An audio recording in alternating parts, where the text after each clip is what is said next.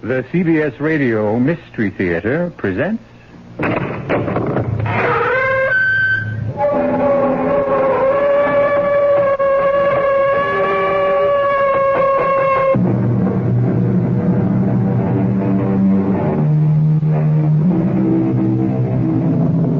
Come in. Welcome. I'm E.G. Marshall. Welcome to the world of... No, not your imagination this time, but that of a man, a writer, who had more than enough for both of us. This time, then, I bid you relax, let your imagination take a holiday. I bring you not only a story of horror, but of wit and brilliance. Oscar Wilde's The Picture of Dorian Gray. But the portrait of you, Dorian, the portrait I painted of you, it is hideous. Dorian, what does this mean? It means that the wish, the frightful wish I made in your studio 18 months ago was granted. Impossible. The room is damp. Mildew has got into the canvas. The paints I used had some mineral poison in them. I tell you, the thing is impossible. This is the face of a monster. Yes, Hallward. The face of a monster. The face of my soul.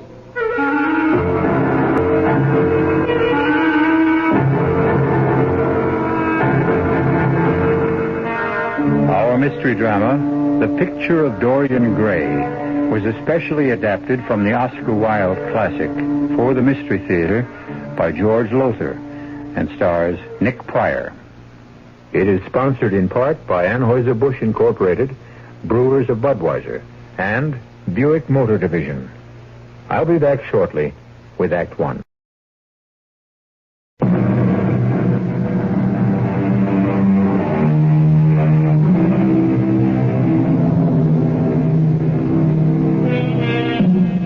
Nothing is new under the sun. Whose lid is as old as the Greeks, and the vaunted liberality of our times. You know, do your own thing. Live today, pay tomorrow. Whatever is pleasurable is right, was more than anticipated by a certain Victorian named Oscar Wilde, who in 1891 wrote The Picture of Dorian Gray. Come with me now to the London studio of the celebrated portrait painter Basil Hallward. A handsome young man, Dorian Gray, is having his portrait painted as he chats with Lord Henry Wotton, a rather dissolute, depraved man about town. Please don't move about so much, Dorian. And don't pay any attention to what Lord Henry says. He has a very bad influence on people. Have you, Lord Henry, a bad influence on people? There is no such thing as a good influence, Mr. Gray. All influence is immoral.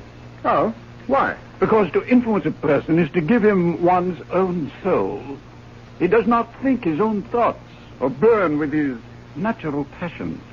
And so when one person influences another, if you were to influence me, for example... Your individuality would be to that degree destroyed. Just turn your head a little more to the right, Dorian. Well, I doubt if you could influence me very much, Sir Henry. I'm told you're a very wicked man. Wicked? I only believe in living my life fully, completely, in giving expression to every thought, reality, to every dream. Most men believe in virtue.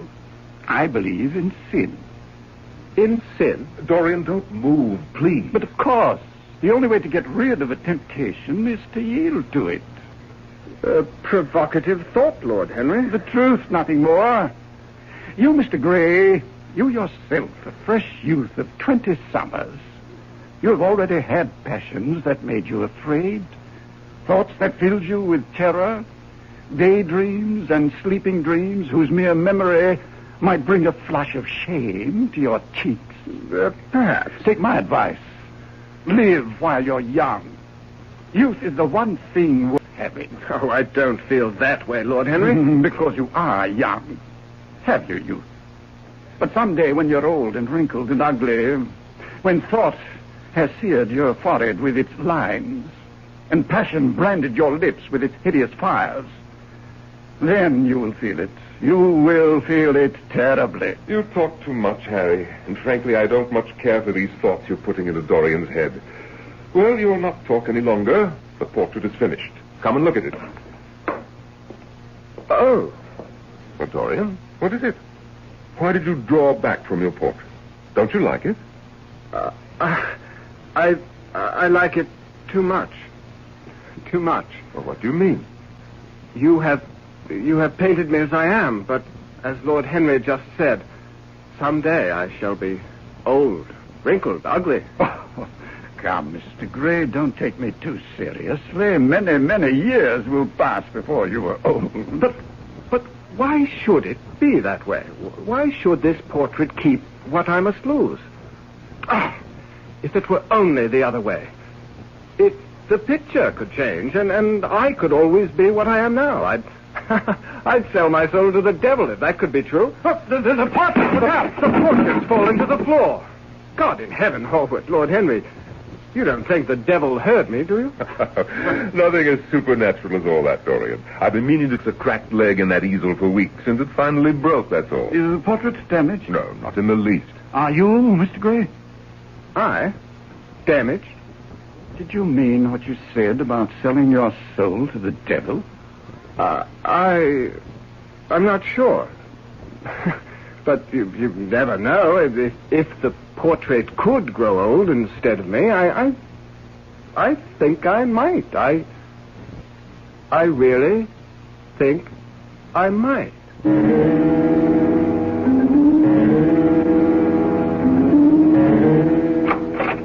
Beg pardon, Mr. Gray. Yes, Parker, what is it? Miss Vane calling, sir. At this hour of the morning, it's not yet 10 o'clock. Well, show her in, Parker. Thank you, Parker, but I'm already in. Yes. Sybil, my darling, this is indeed a surprise. An unpleasant one, Dorian. Oh, my dear, we're engaged to be married. How could seeing you be unpleasant? Well, since you haven't seen me in over a week and have broken 2 engagements with me, I thought it might be. Oh, no, not at all. It's just that I've been terribly busy. Come now. Don't frown at me like that. Give me a kiss to show you forgive me. Oh, Dorian, you smell of brandy. I had a drink, yes. So early in the day. Well, I wasn't feeling well. I thought it might make me feel better. Dorian, what's happened? Happened? You've changed. You're not the same man I fell in love with, consented to marry. You haven't been the same since that portrait of you over the fireplace came into this house. Now, that's a silly thing to say. You're certainly not blaming my portrait for what I do. No, I simply date the change in you from the day it was finished. But there is no change in me. You only imagine... Did I imagine you're not calling on me in a week? Did I imagine you're ignoring my messages? And the stories that I'm hearing about you? Do I imagine them? What stories? Stories concerning you and Lord Henry. Stories so coarse, so vile that I dare not repeat them. He is anything but wicked, Sybil. He lives differently from most others. That's all. He believes in doing what you want to do, in living freely, without constraint. Do you believe in that too? I don't quite know. Dorian, darling, it's one thing to be free, another to be depraved. You think me depraved? I think that you're easily led, and that Lord Henry is leading you into a life you'll have reason to regret.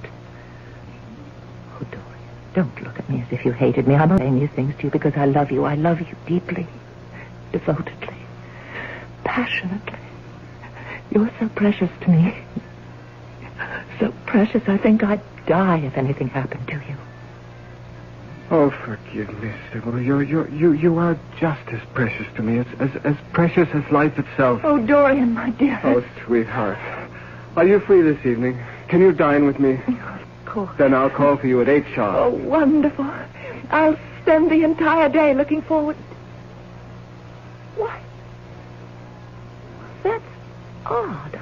What? Your portrait. Odd? What's odd about it? This is only the second time I've seen it, but it seemed to me that the first time I saw it, it seems that it was a superb likeness Oh, of you. It is. Basil Hallward is one of the most brilliant portrait painters in all of Europe. Yes, no doubt of that, but there's something a little wrong with the mouth. Darling, there's always something a little wrong with the mouth. No, be serious. Your mouth is gentle and sensitive, almost tender. And the mouth of the portrait, well, don't you see it? It has almost a cruel look about it. Nonsense. It must be the light. No, I think it's more No, than you that. imagine things. Tonight at 8.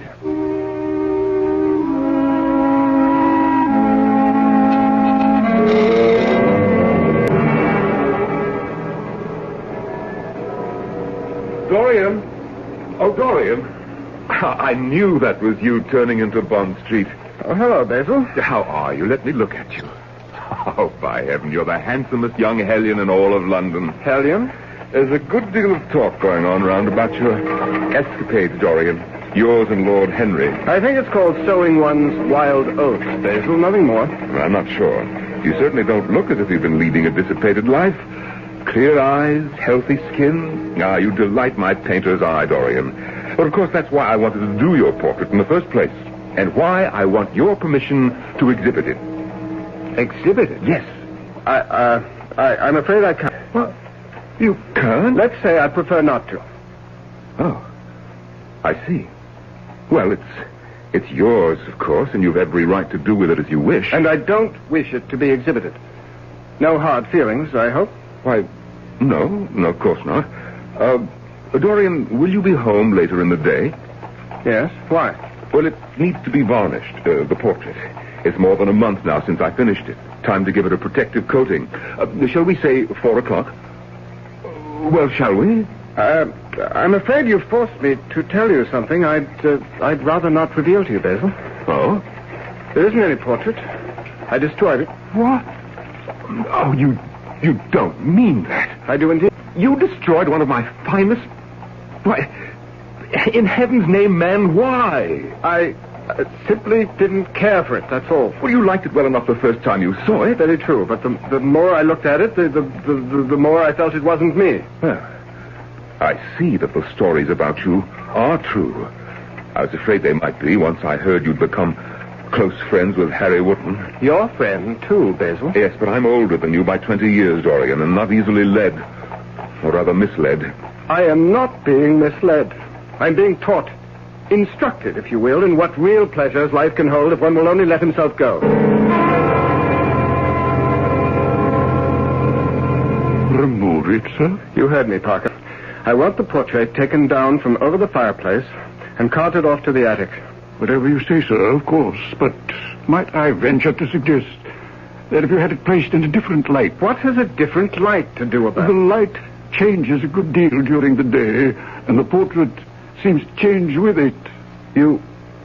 You've noticed the change, then? Oh, yes, sir. The changes that take place in the differing light altogether fascinating, sir. Much as I shall be sorry to deprive you of your entertainment, Parker, have it taken to the attic. I'll do it first thing in the morning, sir. No, damn it! You'll do it now! It would seem that Dorian Gray's wish is true, that the portrait is beginning to show the ravages of his dissipations, not he. But if that is so, and certainly it seems to be, what price will he be forced to pay before the end is reached? Who sells his soul to the devil deals with a harsh bargainer. I'll be back shortly with Act 2.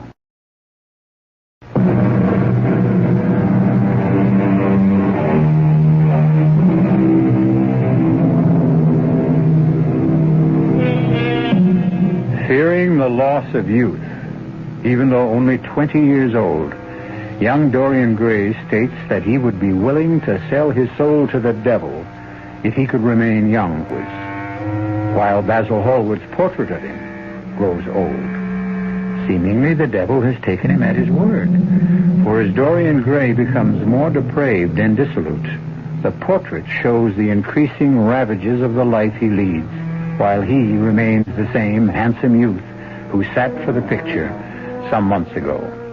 But his fiancée, Sybil Vane, is not fooled. I beg you, as you love me, Dorian, give up this sordid life, this life of gutter pleasures. How do you know what kind of life I lead, Sybil? You don't live it with me. Reports of your disgusting escapades, yours and Lord Henry's, are known in every drawing room in London. If you love me, you'll give them up. But you see, that's the point. I don't love you. Don't say that, Dorian. Even if you mean it only to wound me, to strike back, don't say it. It's of no consequence to me whether I wound you or not. You're not yourself. Not myself. My dear, I am more myself than I've ever been in all my life before. In any case, I'm sufficiently myself to tell you now what, for so-called reasons of decency, I have not told you before. I no longer love you. In fact, Sybil, I'm through with you. Dorian, you loved me. No longer. You gave me your heart, your very soul. My heart, I take back. As for my soul, it belongs to another, I'm afraid. I can't believe this. You look unchanged. You look as you've always looked. Gentle, tender, compassionate, and kind. But you are not. You're cruel and vicious and ruthlessly selfish. You've become an animal. Be grateful, then, that I'm releasing you from any obligation we may have had.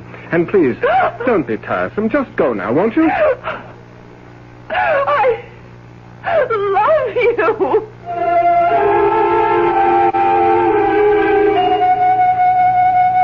Whom did you say, Parker? Mr. Basil Hallward, sir. That's who I thought you said. Well, I'm all late for the opera. Tell him I'm not at home. Yes, sir. I'm sorry, Mr. Hallward, but Mr. Gray is not... Mr. Hallward, please, you can't go in there. Hallward, how dare you? I must see you. I thought you wished never to see me again. I am not here from choice, Dorian. What did you do to Sybil Vane? I? Nothing. Whatever has been done to Sybil Vane, she did to herself. What do you mean by that nonsense? Simply that I told her I no longer love her and want none of her. Sybil is dead, Dorian. By her own hand. Pity. And now, if you'll excuse me... You aren't going to the opera. Why, yes. You have just heard of the death of the woman you loved. The woman who took her own life for love of you. And you can go to the opera. Death, my dear Hallward, is a most unpleasant subject. And I live only for pleasure. Good night.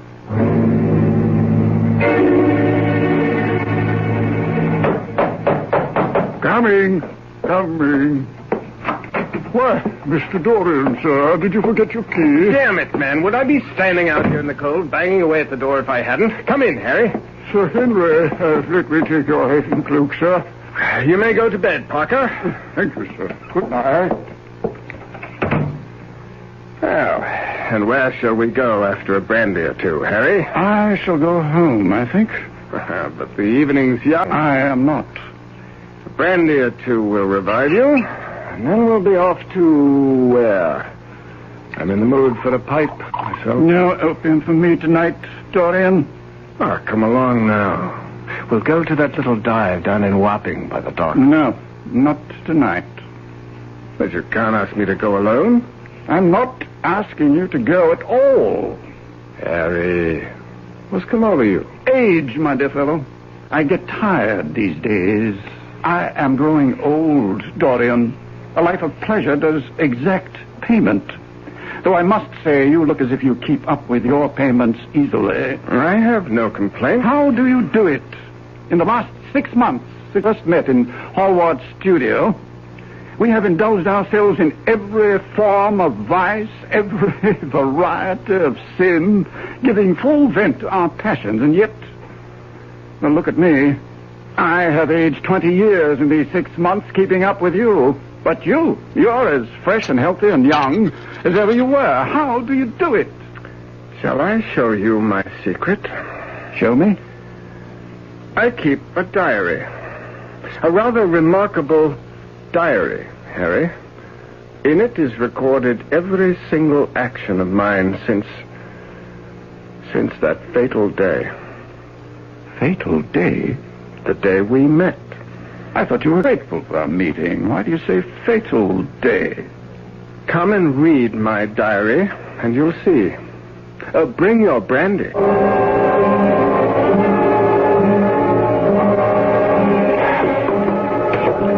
All these stairs, Dorian. Where are you taking me? The attic. You keep your diary in the attic? You'll see. Here we are. Wait a moment while I light a candle. All right, Harry. There. In that corner. I can't see a thing. Too dark. Too many shadows. It's a dark diary, Harry. And it has many shadows. Here. Take this candle. Now, go forward. Good Lord. I thought you'd be shocked, Harry. Shocked? I'm shattered. Where did you get this hideous painting? Basil Hallward. Impossible. Basil never painted anything as unholy, ungodly as this. Well, really, he didn't. I did. You? And you. Dorian, I'm tiring quickly of your veiled answers. What is this thing? It is a portrait done by Basil Hallward. It is the portrait of Dorian Gray. Of you? This is the portrait he finished that day? It was. It no longer is. But I don't understand that. What has happened here? What indeed? Dorian, tell me, what? I made a wish in Hallward's studio, you remember? No. I said I would willingly sell my soul to the devil if I could remain forever youthful, no matter what excesses of physical pleasure I indulged in, and only this portrait aged. Yes, now I remember, yes. The devil heard and remembered, even though you did not. But it's incredible. So have been the vile delights you revealed to me, Harry. The gutter pleasures, as Sybil termed them. Sabine, your fiancée? Yes. She's dead, Harry. Oh, no. Ah, yes. And by her own hand. Suicide? Why? Why? She was such a lovely thing, fresh as a rose, innocent as a new fallen snowflake. You break my heart to tell me this. Why would she have done such a thing? Well, she didn't. I did. You? And again, you. Damn, enough of this, I say. What in hell's name are you getting at? I think the truth. What truth? That you were wrong. Tragically wrong. You said that day in Basil's studio, the body sins once and has done with its sin, for action is a mode of purification. Oh, Harry, how wrong you were. Not wrong. Beaten, whipped, vanquished, conquered by my own vices. And you led me into a life of sin? Led? Who led? You wanted it. I tell you truly that I have never been so appalled by such viciousness as I found in you. You said... That day you said the only way to get rid of temptation is to yield to it. But I might have added that the only way to overcome temptation is to fight it. What do you hold there in your hand? I can't see in the candlelight. What? A knife. What are you going to do with it? Kill you. Why? You deserve to die. Or put another way, you don't deserve to live. You will never learn, will you? Life isn't something you deserve. It's a burden you must carry. Then be grateful to me, Harry. I am about to relieve you of your... No!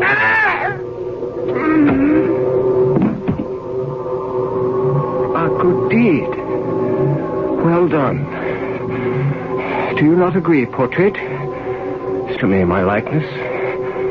My soul, have I not done well to rid the world of this creature? Speak! I tell you, speak! Oh, Lord! What's this? The hands of the portrait. Bloodied. One with the blood of Harry. But the other? Ah, yes. Sybil. Poor, dear, innocent Sybil. Oh, Lord! I fall on my knees and beg you.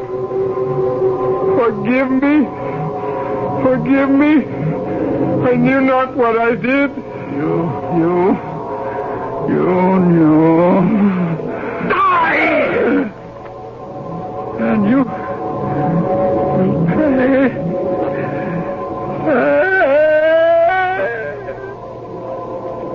Pay. How much more? How much more?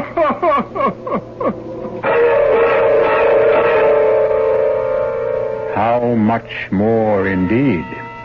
Why is it that the pleasure of minutes must be paid for in hours? As you sow, so shall you reap? Is that it? Appears that way.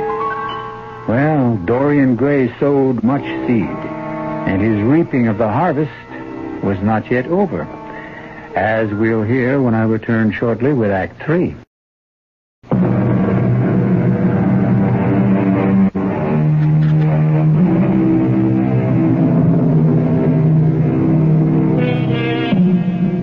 The mills of the gods grind slowly, but they grind exceeding fine, as they did and were yet to do for Dorian Gray. See him as he sits now, near 3 in the morning, in the library London house. A youth uncommonly handsome, not a line in his attractive face, the personification of young innocence. Yet in the attic above stands the portrait of not him, but his soul. A soul made hideous by unmentionable sins. Oh, Basil, I'm grateful to you for coming. I cannot tell you how grateful. You should be.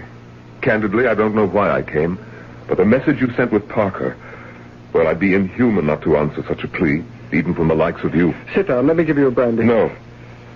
Now tell me what you want of me and be quick about it. Oh, I need your help. I am desperate. So I gathered from your message. Will you help me? I should not be here at 3 in the morning otherwise. Yes, I'll help you if I can, though you don't deserve it.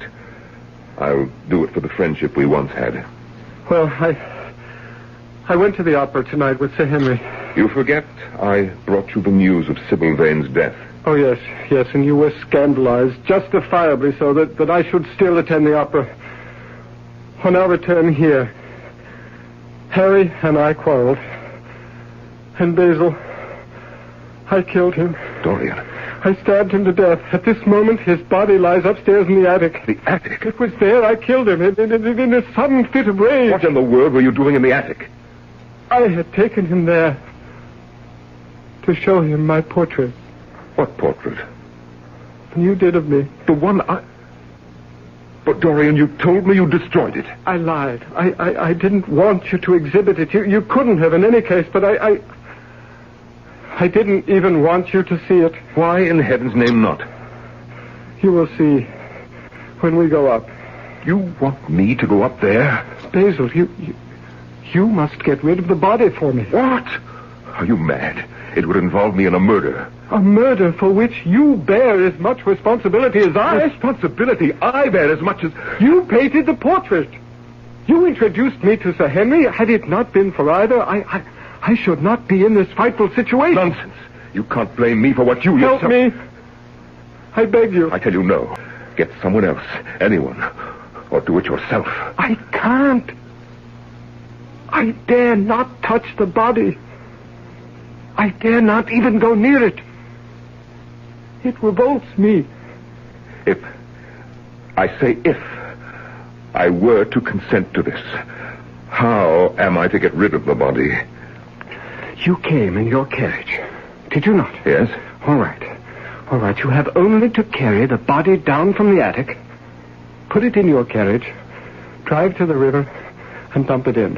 What if I am seen? Well, you must take care not to be.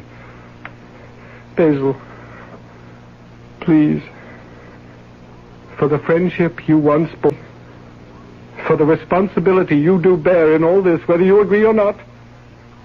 Please? Well, I can at least go up with you and see what may be done. Thank you, Basil. Thank you. I'll take the candelabra. Follow me.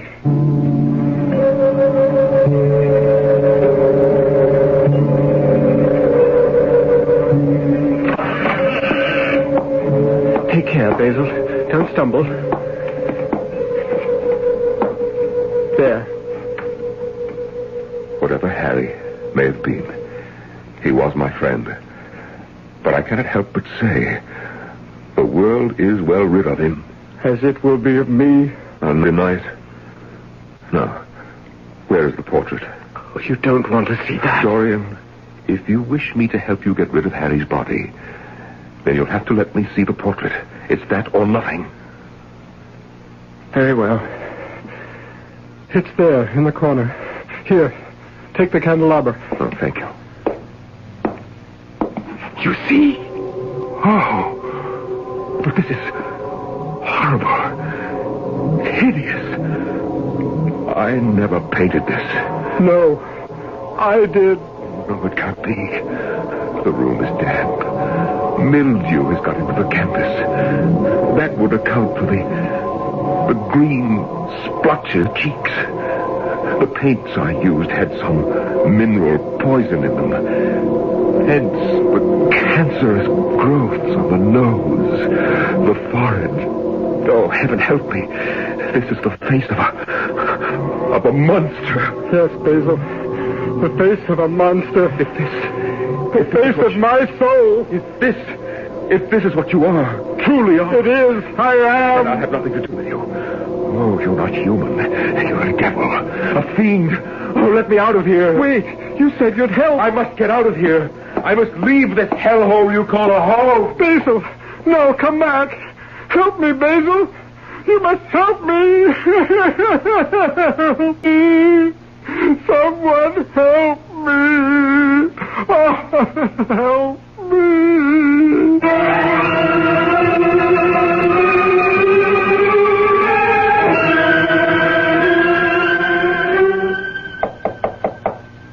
Yes, come. What now, Parker? You have visitors, sir. Who? Miss Catherine Wilson from British Charities. Oh, yes. Yes, show her in. Parker? Sir? You conveyed my order to the other servants? About the attic, oh, yes. No one will enter the attic, sir, without your permission. Not even you? Not even I, sir. Show Miss Wilson in. You come this way, Miss Wilson. Miss Catherine Wilson. Good of you to come, Miss Wilson. Won't you sit down? Thank you, Mr. Gray. May I say it's good of you to wish to contribute so handsome a sum to our charity. Yes, tell me about your charity. How will the money I give you be spent?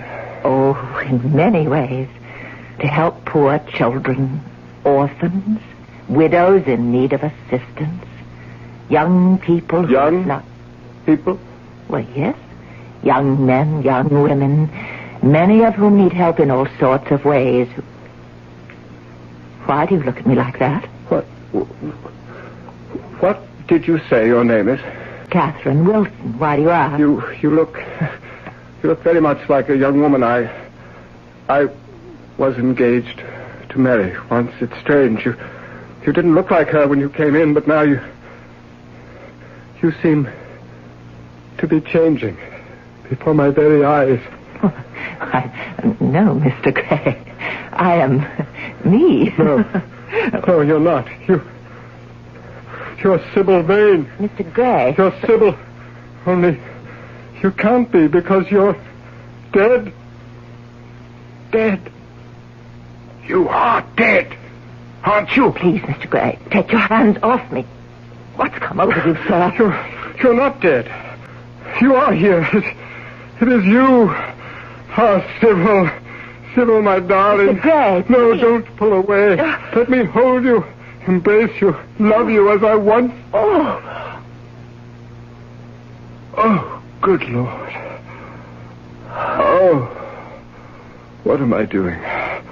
You're You're not Sybil Vane. Mr. Gray, I'm afraid you're ill, not yourself. I shall come back some other day. No. Good day, Mr. Gray. What happened to me? What is happening to me? Sir, are you all right? The young lady said she thought you were ill. I confess, I don't feel altogether well. Some brandy, sir? Yes. Please, Harry. Beg pardon, sir. What? Why, I think you called me Harry. Oh, how could I possibly have called you Harry? Harry's dead. Sir, Henry dead, sir? What? What? Sir, you are ill. No, don't try to get up, sir. Sit right there. I'll fetch the brandy. Yes, do that. You'll forgive my saying so, sir, but to judge from Sir Henry's high spirits when you returned from the opera last night, he has many years yet to live. In hell? Sir, you're saying the strangest things. Here, drink this. Oh, thank you, Harry. Sir, it's Parker, your manservant. The best servant a man ever had. A devoted man, more friend than servant. Better friend than any of them. Better friend than you are, Harry. You swine. Sir. Get out, Harry. Damn you. Get out! Mr. Dorian, sir. What, Parker? Sir, I'm going to fetch the doctor. Doctor? No doctor can help me, Parker. Permit me to differ, sir. I shall fetch him at once.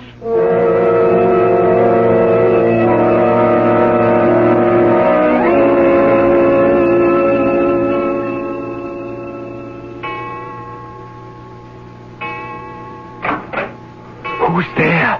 Only Parker, sir. It's 11 o'clock. I thought I'd just look in on you before retiring. How do you feel, sir? Not well. I can't sleep. The powders the doctor prescribed, they don't help? They've made me worse, if anything. Filled my head with all sorts of fearful thoughts, Parker. Nightmarish thoughts of death. Decay. What have I done? Oh, what have I done? No, Mr. Dorian, don't take on so. Why, for a man like you to have thoughts of death, that's ridiculous, sir. Look at you, so young, so handsome, so full of spirit. I am old and ugly and decayed. Sir, if you could see yourself in the glass, but never mind now. Here, let me pull the quilt up around your shoulders, and then you'll sleep. One thing more. Who was that at the front door earlier tonight? Oh, nothing important, sir. It was a message from Mr. Hallward's housekeeper, sir. Basil's housekeeper? Why would she send a message? Oh, she thought you'd want to know, since you were one of his closest friends. Where? Oh, I'm sorry to tell you he's dead, sir. How? He took his own life, sir. Oh, sir. Sir, I shouldn't have told you. Oh, I'll fetch the doctor. No. You need help. Yes. And you can help me, Parker. Anything, sir, anything. Help me to the attic. The attic? I feel too weak to go alone. Nor do I dare go alone. And there is something I must do. Help me, good friend. Please help me. Careful. Let me get an arm around you. The candle. Can you manage? Easily. Let us go then.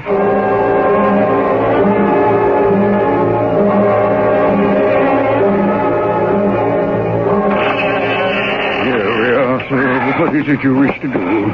I shall need a knife. I'll go down and fetch. No need. Shine that candle over there. Yes, sir. Dorian, it looks like a body, a dead body. It is Sir Henry's body. Sir Henry? I murdered him last night with a knife. It is in his back. Take it out and bring it to me. Oh, sir. You said you would help me. Yes, and I shall. A knife, sir. And now, the portrait. Mr. Hallward's painting of you. The one we brought up here months ago. It is still there, in the corner, amidst the shadows. I must destroy it. Oh, no, sir. Bring the candle. Sir, I don't know what this is all about. Sir Henry murdered, destroying your portrait, one of the most beautiful paintings that ever... Oh, no. Yes. Now you see why it must be destroyed. It will be destroyed by me. Now! There! Into hell with you! And there! Burn in the nethermost fires of the pit. Suffer every torture and torment the devil can heap upon you for the purification of your soul. Mr. Dorian! Mr. Dorian! The portrait. Look at the portrait. Changing. Heaven protect us, it's changing before my very eyes. That hideous monster is becoming young and handsome and beautiful. It's you, sir. You, as Mr. Hallward painted you. Here, let me hold you up so you can look for... Oh, you are becoming... Yes, withered, scabrous, loathsome. I have become what I really am. The true picture of Dorian Gray.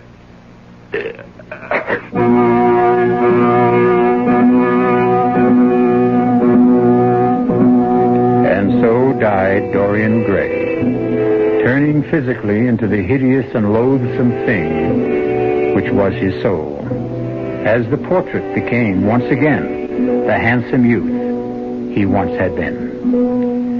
As I read the picture of Dorian Gray, I couldn't help but wonder if our modern penchant for doing your own thing might not be leading some of us, at least, to the same end as poor Dorian.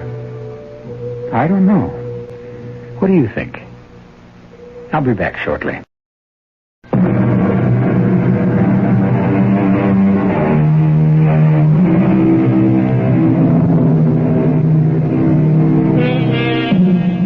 Oscar Wilde poured into the picture of Dorian Gray all his brilliant wit and all his wisdom, too.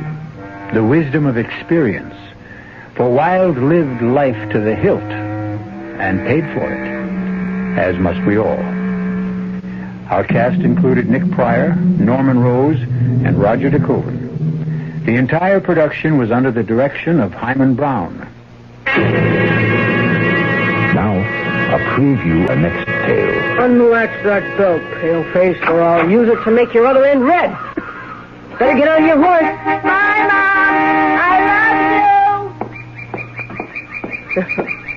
love you. I love you too, Billy boy.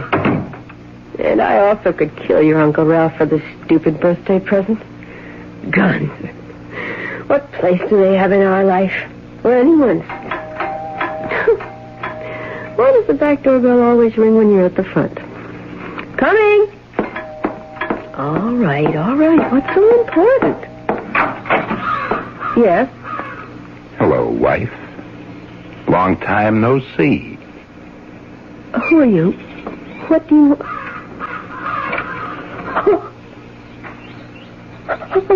No. It could be... Radio Mystery Theater was sponsored in part by Buick Motor Division and Anheuser-Busch Incorporated, Brewers of Budweiser. This is E.G. Marshall inviting you to return to our Mystery Theater for another adventure in the macabre. Until next time, pleasant dreams.